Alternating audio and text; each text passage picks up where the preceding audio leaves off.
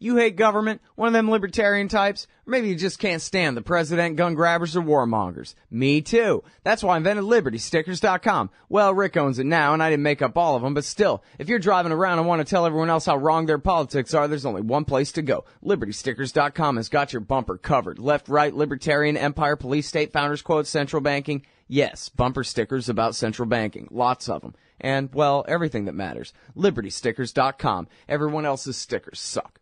Ladies and gentlemen, the great Dr. Gareth Porter.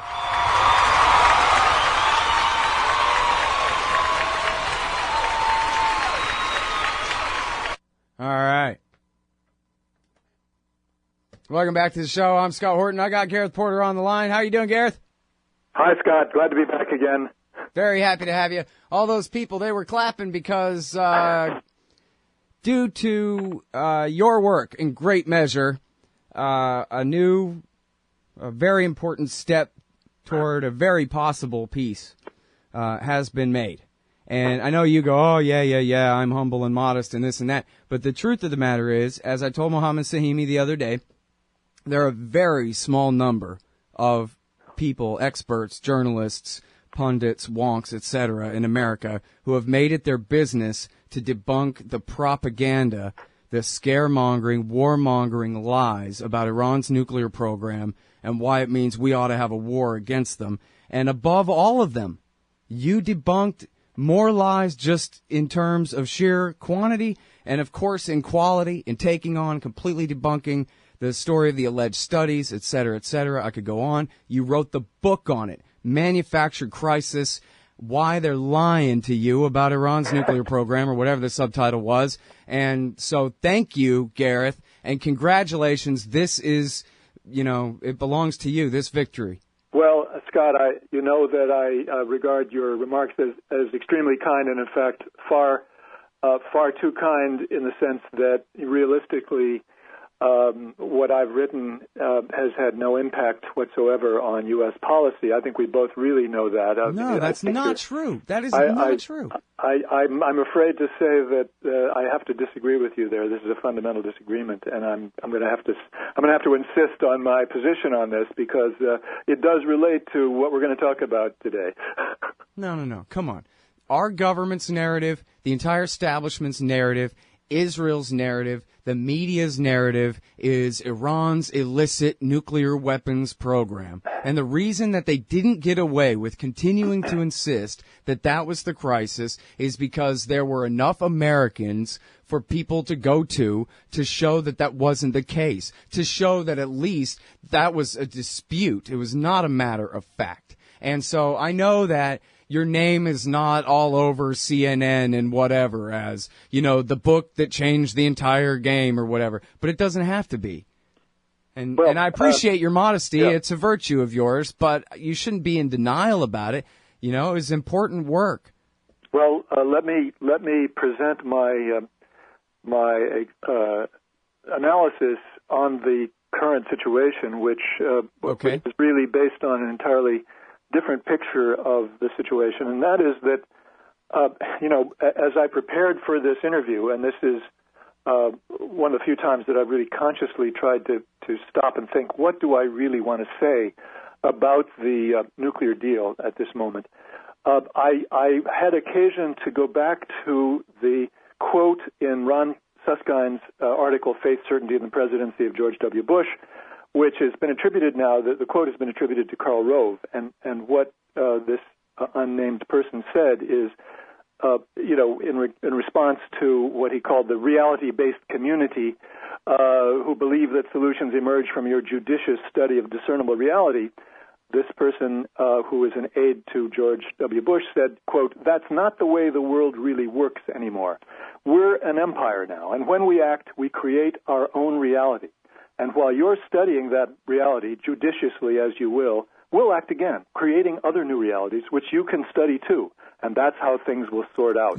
We're history's actors, and you, all of you, will be left to just study what we do." And so I thought about that because it seems to me that what we are confronted with in this situation is it's an agreement that, of course, it's good it's a good thing. It's better than the failure to have an agreement, which would bring us closer to war and would give greater power to the neoconservatives and the pro-Israeli lobby and Israel. But at the same time, we have to recognize the fact that this whole this deal is based on a constructed reality by the Obama administration, because they're the ones who created this deal. They're the ones who got into the negotiations. Finally, they have constructed it in a way that falsifies the entire reality of the Iranian nuclear program. And so what I'm trying to say is that I have very, very mixed feelings about the agreement. It depends on which level you want to approach it at, which level you want to analyze it on. And, I think it's important to go to a deeper level here to understand just how far we have been taken into, a kind of alternative political universe by the Obama administration in this whole situation.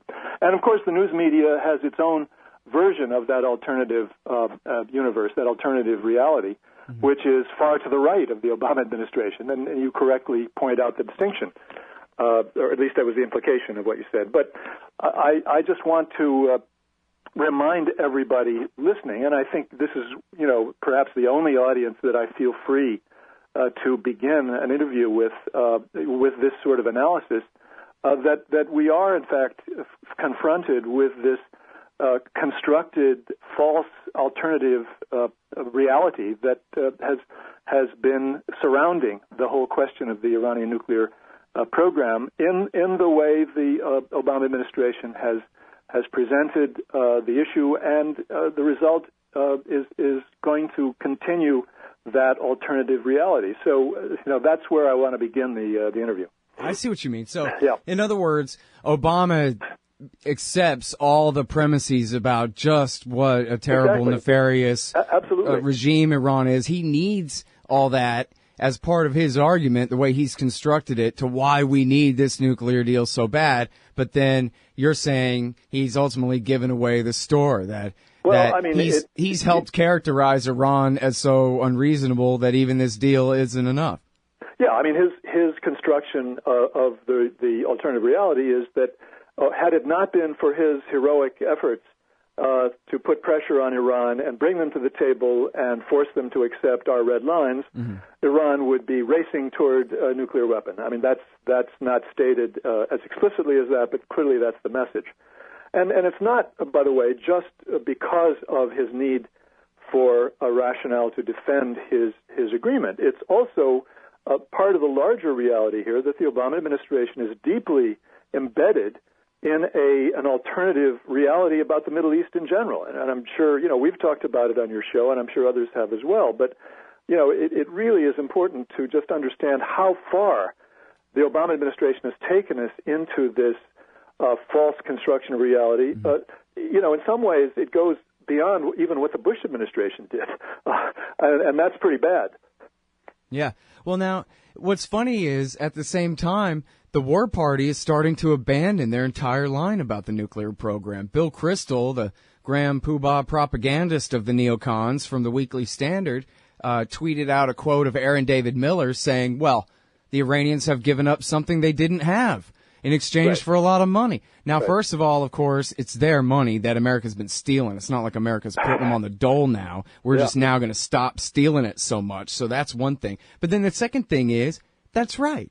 They're giving up something they never had, because the neoconservative war party, led by Bill Kristol, of all people, have pushed this myth and this narrative of the danger of Iran's nuclear program all along so badly that what Obama has done basically is made a deal to lift all the sanctions in exchange for Iran to continue doing exactly what they're doing, which is not making nuclear weapons, staying within the safeguards agreement, only even more so. I mean, obviously there are new conditions and they're scaling back their program, et cetera. But that's right, because they lied us into this situation. That's the kind of deal that they had to make. Look, your safeguards agreement isn't enough. Sign the additional protocol, and we'll lift the sanctions. Right? That's what just happened. Kristol's not abandoning the argument. I mean, he's simply saying that, oh, the Iranians didn't really give up anything significant in this. They still, maintain the ability to go for a bomb. This is part of the backstory that they're going to continue to insist on. And again, I would just point out that the Obama administration is still hyping the idea that Iran wants to have a nuclear weapon. That's the explicit position that they're taking, and that this agreement is the alternative to Iran either getting a nuclear weapon or that we'll have a war with them. And that's really buying, into the most basic lies that were passed on to the administration by the neoconservatives. So there's still a great deal of agreement simply on the nuclear issue between the neoconservatives and Obama, but also that Obama is pushing this line about Iran as the aggressor in the Middle East as a fundamental aspect, the fundamental basis of its foreign policy in the region. And, this has gotten much worse in recent months, and we all know why that's the case. It's a response to pressures from the U.S. allies in the region. And the Obama administration really doesn't have its own take on what's going on in the Middle East. It simply absorbs the pressures and responds with policies that try to deflect and to soften the pressures from its allies. Because what's really important to this administration, to the national security state of this administration, which is really what the White House adheres to, is the fundamental interests that involve military bases and the military budget and the contracts that go to all these Middle Eastern allies, particularly the Sunni Arab bloc, which are going to keep the Pentagon and the generals swimming in lots of power and money for years to come. Mm-hmm. So that's what we're up against. And, I just did not want to sort of start a commentary on the agreement without establishing really firmly just how bad the situation is in terms of this alternative constructed reality. Yeah. No, you're right. Of course, Obama has pushed this whole thing, pushed that whole narrative in order that he can be the one who solves it. But then again, if it's a year from now, a year and a half from now, and they really have turned off Fordo and reconnoitered the Iraq reactor, and they've unplugged their cascading centrifuges by the thousands at Natanz, and they've expanded all these inspections, and the goons have been out and looked at empty warehouses at the Parchin military base again and whatever. Then, I guess, am I just completely naive this whole time to think, well, if we had a deal, then at least it'll be easier to argue that, no, come on, we got a deal. If the NPT and the safeguards agreement weren't enough for you, now we got an additional protocol. Now we got an additional this, that, and the other thing. So really, get off it. They're not going to really continue to push the nuclear threat narrative. They won't be able to after this, right? Well, no, I don't think they're going to be pushing the nuclear threat narrative as an active problem. Instead, their narrative now is, oh no, now they have money and they'll spend it all on Hezbollah. Right. That's going to be the primary propaganda theme, but they will not have given up the idea that it was our heroic diplomacy and the pressure on Iran that brought this about. So, in other words, they're going to have it both ways. Obviously, that's the aim, and that's what they will. That in itself isn't too bad, other than if problems that it sets us up for, right? Like, I don't care if they call Afghanistan a victory, if they would just get the hell out, Well, of course, we want to have changes in the immediate policy that are in the right direction. We agree on that. But the direction that the Obama administration's policy in the Middle East is going is absolutely the wrong direction at this point. It's not heading in the right direction. And I'm sorry to say that I am a pessimist on how this agreement is going to influence the direction of that policy in the future. Maybe Wait, which direction is the right direction? Because both directions are horrible, right? We're either backing the jihadists like we are in Syria, those still loyal to Zawahiri, if not, directly backing the Islamic State, still their clones, or we're backing Iran and the Badr brigades that helped turn Iraq into the giant cemetery that it is right now. Well, so which of those is the right position? What we should be doing is recognizing that Iran is a legitimate player in the Middle East, that it has legitimate security interests, that what it has been doing in Syria, in Lebanon, is defending the most elementary self-defense national security interests that a country can have in the face of overt threats from Israel and previous to that from the Bush administration. The Hezbollah's rockets are an essential fundamental element in the Iranian deterrent to Israeli attack. And, secondarily to U.S. attack, should a Republican administration come back into office with that sort of rhetoric. And so, this is obviously the opposite of what the Obama administration is presenting as the reality in the Middle East. But, what I'm saying is that without recognizing that reality, we are still in a situation where the United States is backing actively the most destructive, destabilizing elements in the region, and that has to stop. Well, and Obama's almost out of time, and he's about to be replaced by somebody even worse than him on all of this stuff. Exactly. That's what is so worrisome, that he is not doing anything to put up.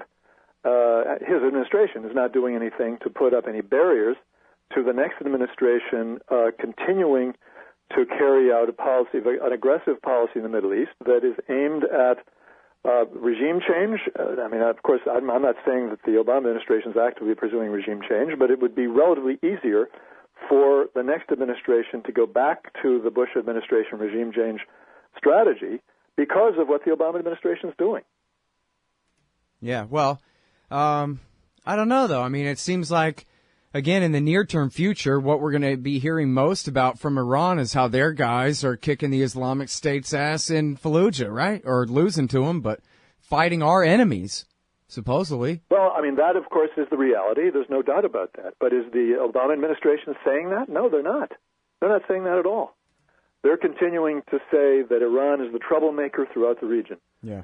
And, this is, of course, a response in part, as I've said on your show before, to the vested interests of the national security state in the United States, but also to response to pressure from the allies who have leverage with the national security state because, that's where our military bases are, first of all, and they're not going to give them up. Yeah. All right. Well, now, so they seem to be waffling on this. I guess they've been waffling on it all along, right, about whether they really want regime change in Syria or not. But then Obama just 2 weeks ago now said Assad must step down. I believe that's the first time he said that since 2012. The rhetoric has definitely hardened, no question about it. All along the line, every aspect of U.S. Middle Eastern policy has gone much harder line, more aggressive, more anti-Iran, and more prepared to support the destabilization that is being carried out by U.S. allies. This is an extremely a worrisome trend, which is not being discussed openly by the news media at all. This is kind of being covered up or hailed by the news media as, well, now they're heading in the right direction. Either one of the two. Mm-hmm. Well, now, go back to the Iraq War II there, George Jr.'s war, 03 through 11. Benefited Iran, was supposed to hurt them, rode through Damascus and Hezbollah and Tehran, all run through Baghdad, and we're going to rule the region. And ended up really blowing up in their face. So then, trying to make a long story short here, redirection. Right, 2007, Hirsch says, hey, they decided that we really screwed up by fighting a war for Iran, so now we're going to switch back to the Sunnis. And then, I don't know if you exactly include the awakening in that, but you do include support for, bin Ladenite type movements in Lebanon, in Syria, and as well as in eastern Iran with the Jandala there. And then I think he even included Kurdish, anti-Iranian Kurdish groups as well. And so, Obama seemed to be sticking with that. If you go to his interview with Jeffrey Goldberg in 2012, where he says, that's right, Jeffrey Goldberg, getting rid of Assad would be a great way to bring Iran down a peg, and that's what we're doing. And I can't tell you too much about what we're doing because it's all classified. One of those almost, I'd tell you, but I'd have to kill you kind of joking about it sort of thing. Right, and one of the great untold stories about the Obama administration's policy is how for the first 4 years of the administration, they weren't about the diplomacy at all. They were about pressure on Iran. Right. It was okay, a but wait, pressure. I'm sorry, I take way too long, but I'm trying to get to the question, which is that, is this all just so ham-handed that, well, there's a fire here, try to put it out, and there's a nuclear program here, and I really want to do that for politics? Or is it possible that they decided to go back to something like that they think is smart, like the offshore balancing? Is that what this is? Is the 20-teens version of,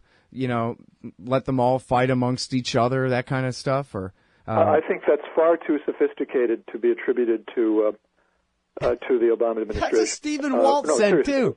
Stephen Walt, the realist guy's like, come on, for these guys to do anything on purpose is a level of sophistication I just can't believe in. Totally agree. We just have to stop talking in terms that attribute sort of smart academic conceptions to this administration. They're just in a totally different place. Mm-hmm. They're in a place of constructing alternative realities, basically constructing facts that are convenient to their political interests. Right. That's precisely the way I would describe what has been going on in the Obama administration. Mm-hmm. I haven't taken a look trolling through the Hillary Clinton emails, but I did read a thing where Nick Gillespie talked about just what a average person she seems like. Here's this person with so much power, and she's just so average in her thinking. She doesn't have anything like the context she would learn from talking with you all the time like I get. You know what I mean? She's, and ain't that totally interested in the first place. That's totally predictable, isn't it? People who have the power do not have any incentive to acquire a frame of an analytical reference that is going to be critical. Right. That just goes Why would they? As simple as that. Yeah, and remember that Washington Post story a couple years ago where Susan Rice took some staffers on a Saturday and they sat around in a empty wing of the State Department offices, and they got a big white piece of paper, and they decided, let's write up a new foreign policy on this whiteboard here, and what we'll do is we'll do this big pivot to Asia. We'll just forget about the Middle East because that's pretty much all over with now. And this is at a time where Al-Qaeda in the Islamic Maghreb is spreading down into Mali, and the whole place is on fire. They're spreading jihad all over the damn place, and right as she's thinking that this is a perfect time to go and contain China. Yeah, it's a wonderful example of how things get constructed so conveniently for the political interests of the people in power. It has nothing whatever to do with reality on the ground. All right, but now back to the nuclear program. isn't it the case, as we've been saying for years, that this is, as I've been putting it anyway, that this is the gigantic fake outstanding issue, the outstanding issue between us and Iran that makes a normal relationship impossible, and now they put the damn thing to bed, Gareth. So now, there's got to be some hope in that, no? Well, again, it's all relative. Yes, it's better that they've solved the problem. It takes the immediate contradiction down several pegs. No question about that. But it does leave a residual effect on the political atmosphere in this country. It enables the extreme right to continue to carry on their fabrications, their political lies about Iran. It enables them essentially, and it creates a false discussion around the whole question of policy toward Iran. It creates this false dilemma, if you will, excluding a whole series of possibilities that the administration doesn't want to talk about, and including possibilities that the right wing, extreme right wing, wants to talk about. So, it's still problematic, is all I'm saying. It's problematic politically. There's a silver lining there, too, though, because that could help prevent America from working too closely with Iran and Iraq. And I want to see absolutely none of that anymore. I'm tired of America fighting for Iran and Iraq. Well, I mean, I'm with you. I mean, I'm ready to take a position. It's time for but what I'm saying is that this is the moment, in my view, for the United States to get out of the Middle East militarily, lock, stock, and barrel. There's no longer even the slightest hint of a rationale for the United States remaining there, to have the threat of military intervention or the idea that the United States is in some fashion going to be making a difference in regard to terrorism in the Middle East. It's not going to happen. And so... Certainly not a positive one. Not a positive one, exactly. We can have a negative one, but not a positive one. Yeah, in fact, there's this brand new quote out from a Special Forces general, Flynn, I believe it is, saying that exact same thing. Yes, that the Iraq war and the drone war, this whole project has made the terrorism problem worse, not better. And this is one of the most right-wing people who's been in the government recently. So yeah, in fact, he's still saying we ought to be doing more against ISIS and Iran, but he's willing to admit that much anyway. Yes, yes. Yeah, but and don't you love that? He still wants to fight both of them, the enemies, Iran and the Islamic State. There's no consideration here to consistency. That's for sure. Yeah. All right. Now, at least, do you think that it's pretty much a safe bet that the Republicans will not be able to have the votes to override the president's veto? At least for what it is. That's the reality at the moment. I mean, I wouldn't want to count on it. This is not a predictable universe that we inhabit politically, and I think it's still a serious problem that needs to be carefully considered. And if there was anything that could be done to counter the machinations of the Israeli lobby in these states where they're going to target swing Democrats in the Senate, then that absolutely needs to be done. That's for sure. Yep. All right, everybody. That is the heroic Gareth Porter. He's the author of Manufactured Crisis, The Truth Behind the Iran Nuclear Scare, and he writes for Middle East Eye and for truthout.org. And in fact, let me tell you here, the latest two are how a weaker Iran got the hegemon to lift sanctions. That's at Middle East Eye. And then at Truthout, how 3 of the Iran negotiations' toughest issues were resolved. Thanks very much for your time again, Gareth. Glad to be on again. Thanks, Scott. Hey, Scott Horton here to tell you about this great new book by Michael Swanson, The War State. In The War State, Swanson examines how Presidents Truman, Eisenhower, and Kennedy both expanded and fought to limit the rise of the new national security state after World War II. If this nation is ever to live up to its creed of liberty and prosperity for everyone, we are going to have to abolish the empire. Know your enemy. Get The War State by Michael Swanson. It's available at your local bookstore or at Amazon.com in Kindle or in paperback. Just click the book in the right margin at scotthorton.org or thewarstate.com. Don't you get sick of the Israel lobby trying to get us into more wars in the Middle East? Or always abusing Palestinians with your tax dollars? It once seemed like the lobby would always have full-spectrum dominance on the foreign policy discussion in D.C. But those days are over. The Council for the National Interest is the America lobby, standing up and pushing back against the Israel lobby's undue influence on Capitol Hill. Go show some support at councilforthenationalinterest.org. That's councilforthenationalinterest.org. Hey, y'all, guess what? You can now order transcripts of any interview I've done for the incredibly reasonable price of $2.50 each. Listen, finding a good transcriptionist is near impossible, but I've got one now. Just go to scotthorton.org/transcripts, enter the name and date of the interview you want written up, click the PayPal button, and I'll have it in your email in 72 hours max. You don't need a PayPal account to do this. Man, I'm really going to have to learn how to talk more good. That's scotthorton.org/transcripts.